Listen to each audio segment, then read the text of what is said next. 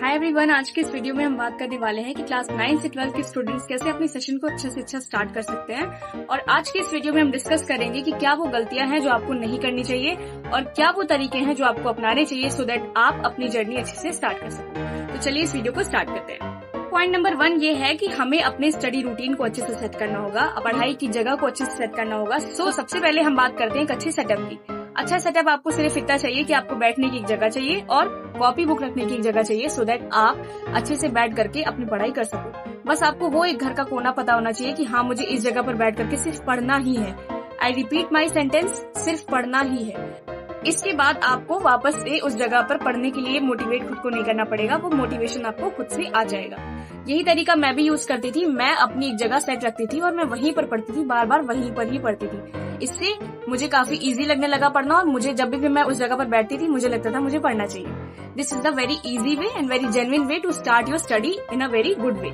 इस तरह से आप अपना स्टडी सेटअप कर सकते हो। ये आपके लिए बहुत जरूरी हो जाएगा क्योंकि आपको अब एज अ स्टूडेंट, अगर आप 9th में हो, 10th में हो, 11th में हो, 12th में हो, तो आपको पढ़ना ही पड़ेगा। मीन्स अब कोई चारा नहीं है, अब कोई तरीका नहीं है कि भाई बिना पढ़े काम चल जाए। नेक्स्ट स्टेप है नोट्स बनाना। तो नोट्स बनाना बहुत जरूरी चीज है। नोट्स जो होते हैं हमारे रिवीजन के लिए होते हैं। हमारे चैप्टर की अंडरस्टैंडिंग कितनी हुई है ये हमें हमारे नोट्स बताते हैं।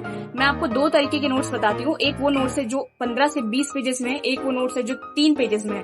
अगर मैं आपको कहूँ कि आपको एग्जाम के एक दिन पहले 2 चीजें दी जाती है, एक वो जो 15 से 20 पेजेस में है, एक वो जो 3 पेजेस में है, आप क्या पढ़ना प्रेफर करेंगे? तो आपका आंसर होगा कि ऑब्वियसली मैं 3 पेजेस वाला ही प्रेफर करूंगा बिकॉज 3 पेजेस मेरे लिए जेन्युइनली आसान है उस प्रेशर में पढ़ने के लिए। तो यही चीज होती है, नोट्स हमारा जो होता है हमारी रिवीजन के लिए हेल्प करता है और ये हमें बताता है कि कैसे हम एग्जाम में अच्छे से अच्छा आंसर फ्रेम कर पाएंगे और हमारे लिए काफी इजी हो जाता है चैप्टर का रिवीजन करना, चैप्टर को अच्छे से समझना।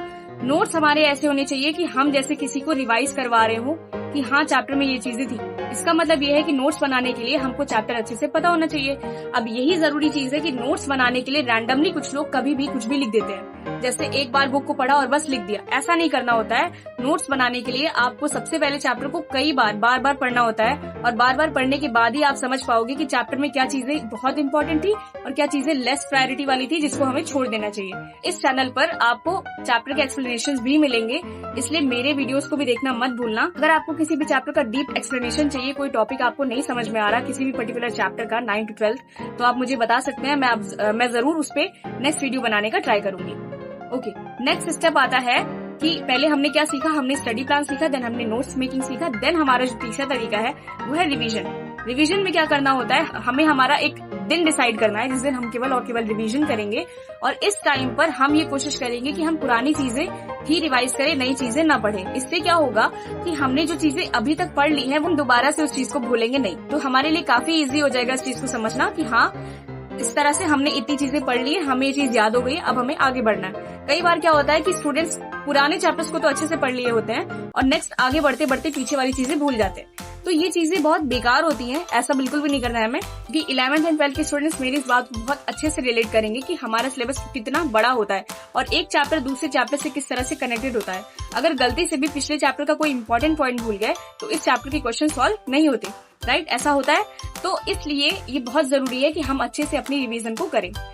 अब गाइस हम आ चुके हैं इस वीडियो के एंडिंग पर। ये 3 वो पॉइंट्स थे जो आपके लिए बहुत जरूरी थे आपके स्टडी सेशन को अच्छे से स्टार्ट करने के लिए। इन 3 पॉइंट्स को अपनी लाइफ में इम्प्लीमेंट करिए और अपने सेशन को अच्छे से स्टार्ट करिए। नेक्स्ट वीडियो किस टॉपिक पर चाहते हो कमेंट में जरूर बताना। अगर आपने हमारी अभी तक अनाउंसमेंट वाली वीडियो नहीं देखी तो जरूर देखना, आपको काफी कुछ हेल्प मिलने वाली है। तब तक के लिए take care, thank you so much and bye bye.